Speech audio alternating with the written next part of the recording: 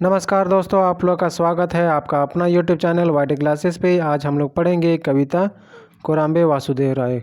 कोराम्बे वासुदेव राय कविता बनकेवरा भाग 1 में संकलित है और कोराम्बे वासुदेव राय कविता का कवि है गोविंद शरण लोहार।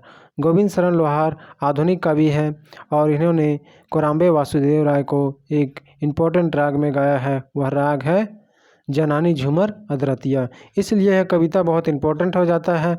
इसमें कोराम्बे वासुदेव राय में गोविंद शरण लोहार ने वर्णन किया है किस प्रकार वासुदेव की मूर्ति यानी कि भगवान विष्णु की मूर्ति जो गुमला जिला में अवस्थित है और इस मंदिर को हल्दी घाटी मंदिर के नाम से भी जाना जाता है। और इस कविता में गोविंद शरण लोहार ने वासुदेव राय की मूर्ति किस प्रकार प्राप्त हुई उसका वर्णन वासुदेव राय कविता में किए हैं। चलिए हम लोग कविता को पढ़ते हैं और जानते हैं कि क्या क्या बखान किए हैं गोविंद शरण लोहार ने और कौन सा राग में, तो जनानी झूमर अधरतिया राग में गाया गया है। सहीजना नगरे दलदली पीपर तरे, सहीजना नगरे दलदली पीपर तरे, साजन श्री वासुदेव राय रहे। पंख में परले गोई साजन, पंख में परले गोई साजन बोल रहा है सहजना नगरे दलदली पीपर तले। सहजना नगरे मतलब दलदल और पीपल के तरे, साजन श्री वासुदेव राय, पंख में परले गोई साजन मतलब कि दलदल में पीपर के नीचे मतलब पीपर के पेड़ के बगल में वासुदेव राय मतलब वासुदेव राय थे, वासुदेव रहाय। ठीक है। पंख में परले, पंख मतलब कीचड़ में मतलब मिट्टी में धंसा हुआ। ठीक है। खेती के कारणे भूमि खनन गोई साजन, अब खेती के लिए जब भूमि को कोड़ा गया तब क्या होता है, साजन सिरे कोड़ी के घात लागे दारुने गोई साजन।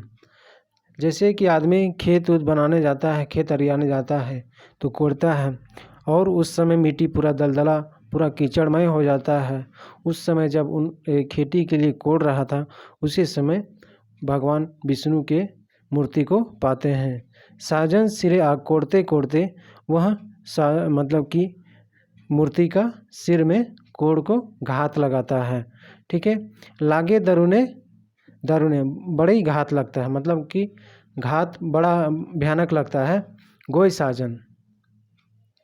साजन खेती के कारणे भूमि खनन गोई साजन, साजन सिरे कोड़ी के घात लागे दारुने गोई साजन मतलब कि जब खेती के लिए भूमि को कोड़ रहा था उस समय जब कोड़ते कोड़ते जब मूर्ति मिला तो मूर्ति का सिर में घात लगा। अब वो घात भयानक था, दारुणे गोई साजन। क्षीर रुधिर बहे निरखी चकित रहे साजन, साजन थल से नील लाली जल किन मंजे गोई साजन बोलता है क्षीर रुधिरे बहे मतलब कि जो रुधिर है, खून है, वह बहने लगा। निरखी चकिते देखने वाला चकित रह गया साजन। देख क्षीर रुधिरे बहे निरखी चकित रहे साजन मतलब कि खून इस प्रकार बह रहा था कि देखने वाला भी चकित हो गया था। साजन थल से नील लाली जल किन्हें मांझे गोई साजन मतलब कि जहाँ लगा था वहाँ पर ही फिर जैसे कि वासुदेव को सिर का घात हुआ वहाँ से खून तो बहुत बहने लगा। अब देखने वाला भी बहुत चकित हुआ, जो देखा वो बहुत चकित हो गया। अब किस प्रकार वह जगह जहाँ लगा था वो फिर से नीला हो गया मतलब ठीक होने लगा। ठीक है। अब किसी प्रकार उन्हें वहाँ मिट्टी से निकाला गया और साफ किया गया। ठीक है। किन्हें मंजने गोई साजन, नील रंग बरने देखी के उमंग मने साजन मतलब कि नीला रंग देख के सबका मन उमंग हो गया साजन। साजन लानी बैठाए प्रभु चिकन चट्टाने गोई साजन, अब वहाँ से निकाल के चट्टान पर साफ सुथरा चट्टान पर निकाल के लाया गया। क्या के लिए सारा जगह मिट्टी मिट्टी था, खेत का समय था, इसलिए कहीं भी रखना होगा तो चट्टान पर रखेगा, इसलिए वह चट्टान पे लाके रखा गया। अब वह नीला रंग का जैसे विष्णु भगवान रहते हैं नीला कलर का, सब देख के बहुत उमंग मना रहा है।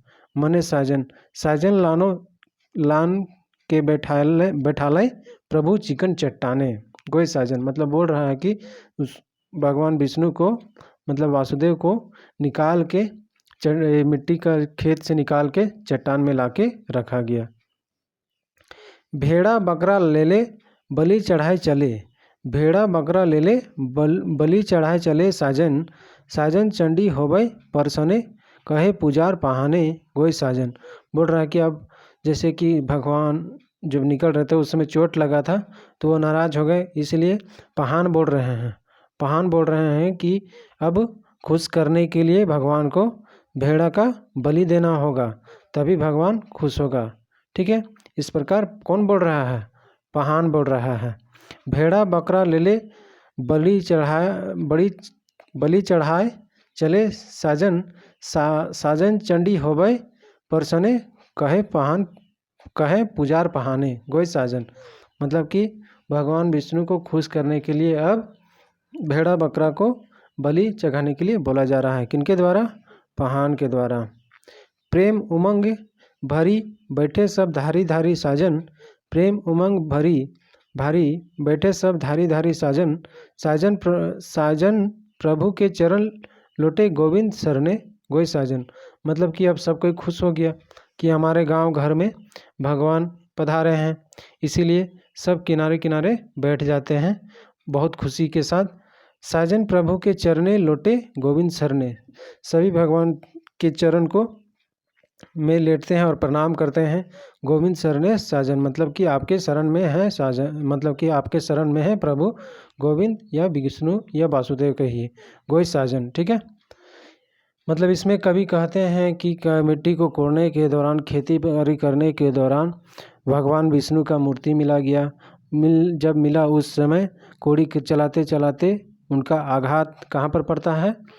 मूर्ति के माथा पर पड़ता है, और जहाँ पड़ता है वहाँ से खून निकलता है। ठीक है, खून निकलने के बाद वह जगह पूरा लालिमय हो जाता है, और फिर जब पूरा जगह लालिमय हो गया फिर जहाँ पर लगा था वह फिर ठीक होने जैसा नीला होने लगता है। जिस प्रकार वासुदेव का शरीर नीला रहता है उसी प्रकार पूरा वह जगह जहाँ लगा था, कटा था, वहाँ फिर नीला हो गया। ठीक है, अब उसके बाद उनको निकाल के एक चट्टान में रखा जाता है। चट्टान में रखने के बाद उसको एक जगह स्थापित किया जाता है और मंदिर बना दिया जाता है। ठीक है, उसी मंदिर का नाम क्या रखा जाता है? कोराम्बे वासुदेव राय मंदिर। ठीक है, ये इसको हल्दी घाटी मंदिर के नाम से भी अभी जाना जाता है। अब इस बात से सभी खुश थे कि हमारे गांव घर में भगवान पधारे हैं, और सबको बहुत उमंग थे, और उनको प्रसन्न करने के लिए भेड़ा बकरा चढ़ाने के लिए कौन बोलता है? पहान पुजार बोलता है। ठीक है, और उनको प्रणाम पाती सब कोई करता है, और उन भगवान के चरणों में सब कोई लेट के प्रणाम करते हैं। ठीक है, और बोलते हैं गोविंद सरने साजन। चलिए इससे संबंधित हम लोग कुछ प्रश्न को भी देख लेते हैं। बनकेवरा भाग 1 किताब में छपल कोराम्बे वासुदेव राय नामक शीर्षक गीत कर गीतकार के हैं कहे? मतलब कवि के बारे में पूछ रहा है, तो गोविंद शरण लोहार। गोविंद शरण लोहार एक आधुनिक कवि है। कोराम्बे वासुदेव राम नामक शीर्षक गीत के गीतकार कौन राग में लिख है? कौन राग में लिख है? ये जनानी झूमर में है। और कब गाया जाता है? अगर पहिल बेरा पूछ देगा तो अदरतिया में, जनानी झूमर अदरतिया में। नेक्स्ट है कोराम्बे वासुदेव राय नामक शीर्षक गीत कौन पहर का गीत है के? तो कौन पहर के गीत है के? तो ये है अदरतिया, जैसा कि मैंने प्रीवियस क्वेश्चन में बताया। माटी में कौन तपाल रहा है? माटी में जैसे कोड़ते समय हम लोग को क्या मिला, तो कौन तपाया हुआ था? तो वासुदेव विष्णु। ठीक है, वीडियो के अंत तक बने रहने के लिए बहुत बहुत धन्यवाद। जोहार झारखंड।